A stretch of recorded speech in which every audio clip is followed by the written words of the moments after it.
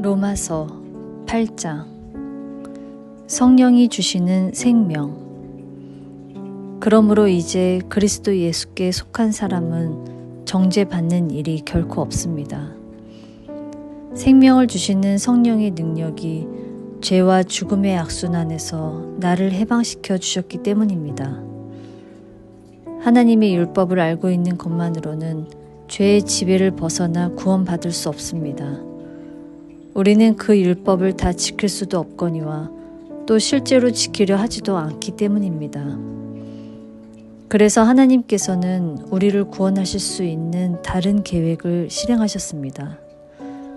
자신의 아들을 사람의 몸으로 보내 우리의 죄를 없앨 희생제물로 삼으심으로써 우리를 지배하는 죄를 멸하신 것입니다. 그러므로 이제 우리가 성령을 따라 산다면 하나님의 율법을 지키며 사는 것이며 육신의 죄를 벗어나는 길입니다. 육신을 따라 사는 사람은 자신만을 즐겁게 하기 위해 살지만 성령을 따라 사는 사람은 하나님이 기뻐하시는 일을 위해 삽니다.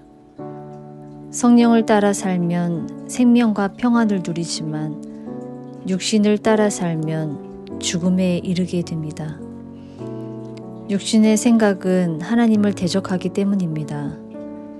육신의 뜻대로 산 사람치고 하나님의 율법을 지킨 일도 없고 또 결코 지키려 하지도 않습니다. 그러므로 아직도 옛날의 죄에 물든 자아의 지배를 받아 육신의 욕망대로 따라가는 자는 결코 하나님을 기쁘게 해드릴 수 없는 것입니다. 그러나 여러분은 이제 사정이 다릅니다. 만일 하나님의 영이 여러분 속에 계시기만 하다면 여러분은 성령을 따라 사는 것입니다. 그러나 이것을 기억하십시오. 만일 자기 속에 그리스도의 영이 계시지 않는 사람은 그리스도인이 될 수 없습니다. 또한 그리스도께서 여러분 속에 계신다고 하더라도 여러분의 육신은 죄 때문에 죽습니다. 그러나 그리스도께서 여러분의 영혼을 용서해 주셨으므로 여러분의 영혼은 살 것입니다.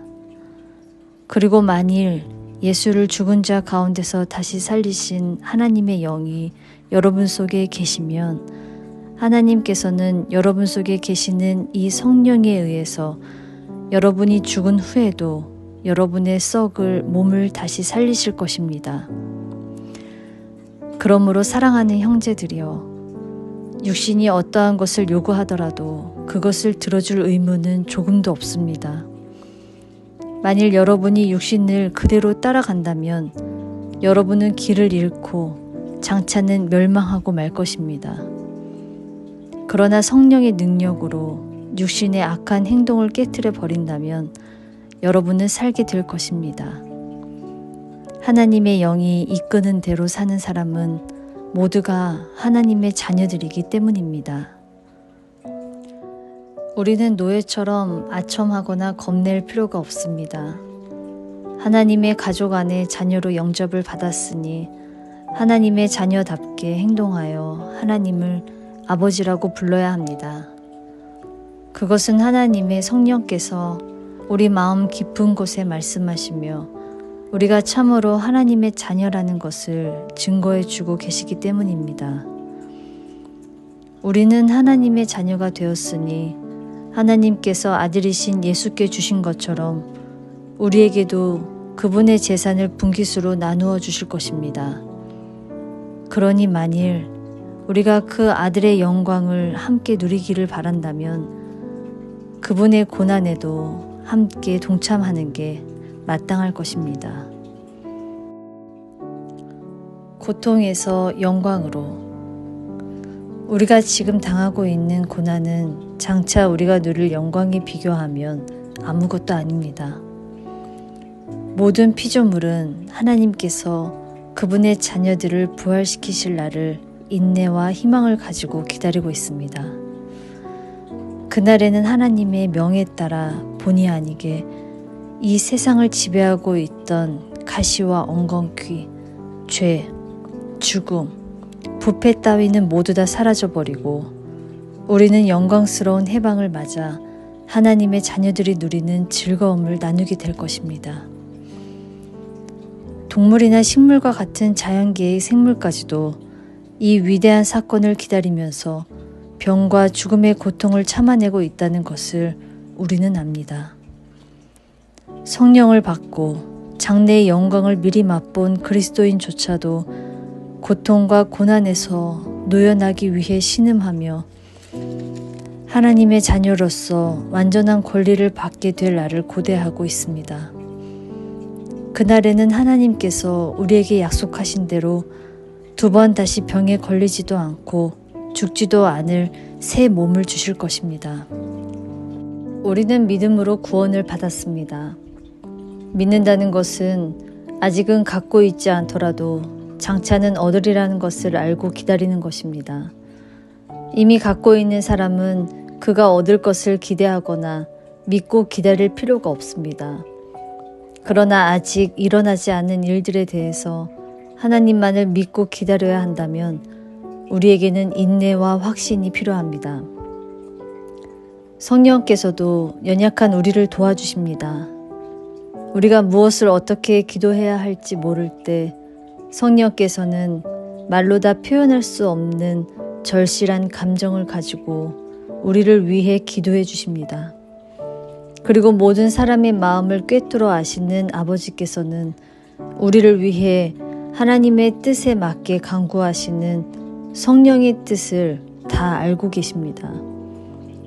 우리가 하나님을 사랑하고 하나님의 계획에 맞게 살아가기만 하면 모든 일이 유익한 것임을 우리는 알고 있습니다. 하나님께서는 처음부터 누가 당신에게 올 사람인가를 아시고 그들을 당신의 아들과 같이 될 수 있도록 정해두셨습니다. 그것은 그 아들을 모든 믿음의 형제들 중에서 맏아들이 되게 하려는 것입니다. 그래서 하나님께서는 우리를 선택하여 당신께 나아가도록 부르셨고 우리가 하나님께로 갔을 때 죄 없다고 선언하셨습니다. 그리고 그리스도의 선량한 성품을 지니게 하여 하나님과 올바른 관계를 맺게 해주셨으며 그분의 영광을 우리에게 약속하셨습니다. 하나님의 사랑. 이런 놀라운 은혜를 우리가 무엇으로 다 표현할 수 있겠습니까? 하나님이 우리 편인데 누가 감히 우리를 대적할 수 있겠습니까? 하나님께서는 우리를 위해 당신의 아들까지도 아끼지 않고 내주셨으니 무엇인들 아깝다 하시겠습니까? 하나님께서 당신의 것으로 선택하신 우리를 누가 감히 고소하겠습니까? 하나님입니까? 아닙니다. 하나님은 우리를 용서하시고 자신과 올바른 관계로 끌어주신 분입니다. 그러면 누가 우리를 정죄하겠습니까? 그리스도입니까? 아닙니다. 그리스도께서는 우리를 위해 죽으셨다가 다시 살아나신 분입니다. 그리고 지금은 하늘에 올라 하나님의 오른편 가장 높은 자리에 앉아 우리를 위해 간구하고 계시는 분입니다. 그러면 누가 우리를 그리스도의 사랑에서 떼어놓을 수 있겠습니까? 우리가 어려움이나 재난을 당할 때, 또 박해받고 죽음을 당한다고 할 때 과연 그것이 그리스도께서 더 이상 우리를 사랑하지 않기 때문이겠습니까? 굶주리고 헐벗고 위험을 당하고 죽음에 직면한다고 해서 그것이 하나님께서 우리를 버리신 것이겠습니까? 성경에는 다음과 같이 기록되어 있습니다. 우리가 주님 때문에 종일토록 죽음을 당하고 도살당할 양처럼 취급당하며 살아갑니다. 그러나 우리는 결국 목숨을 버리면서까지 우리를 사랑하신 그리스도를 통해 큰 승리를 거두고야 말 것입니다. 나는 하나님의 사랑에서 우리를 떼어놓을 수 있는 것은 아무것도 없다고 확신합니다. 죽음도 그렇게 할 수 없고 생명도 그렇게 할 수 없습니다. 천사들도 그렇게 하지 못하고 지옥의 모든 세력을 다 합친다 해도 하나님의 사랑에서 우리를 멀리 떼어놓을 수 없습니다. 오늘에 대한 우리의 염려도 내일에 대한 우리의 공포도 또는 하늘 높이 올라가거나 바다 깊은 곳에 들어가거나 우리가 어디에 있든지 간에 우리 주 그리스도께서 우리를 위해 죽으실 때 나타난 하나님의 사랑에서 우리를 떼어놓을 수 있는 것은 아무것도 없습니다.